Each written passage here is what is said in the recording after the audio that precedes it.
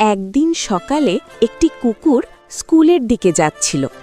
রাস্তা দিয়ে যেতে যেতে হঠাৎ সে দেখতে পেল একটি বিজিকে একটি সাপ পেঁচিয়ে ধরেছে। বিজিটি বুঝতে পারছিল সে আর বাঁচবে না।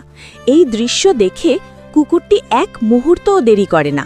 সে সাহস করে সাপটিকে তাড়িয়ে দেয় এবং বিজিটিকে বাঁচিয়ে নেয়। বিজিটি কৃতজ্ঞ চোখে কুকুরটির দিকে তাকিয়ে থাকে।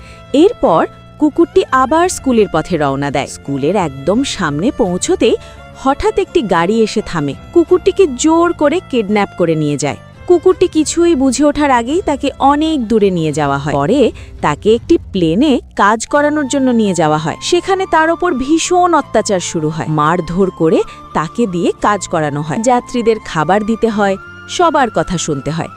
একদিন খাবার দিতে গিয়ে হঠাৎ কুকুরটির হাত থেকে সব খাবার পড়ে যায়। এই জন্য লোকেরা তাকে প্রচণ্ড মারধর করে, অমানবিক আচরণ করে তাকে প্লেন থেকে ফেলে দেয়। কুকুরটি পড়ে যায় এক গভীর জঙ্গলে। সে তখন অচেতন। অনেকক্ষণ পর সেখানে এসে পৌঁছায় সেই বিজিটি।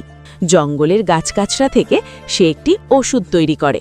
তারপর সে ধীরে ধীরে ওষুধটি কুকুরটিকে খাইয়ে দেয়। কিছু সময় পর কুকুরটির জ্ঞান ফিরে আসে। চোখ খুলতেই সে দেখে বিজিটি তার সামনে দাঁড়িয়ে। ঠিক তখনই বিজিটি কুকুরটিকে জোরে জড়িয়ে ধরে। কিন্তু তবুও তোমরা লাইক আর সাবস্ক্রাইব করলে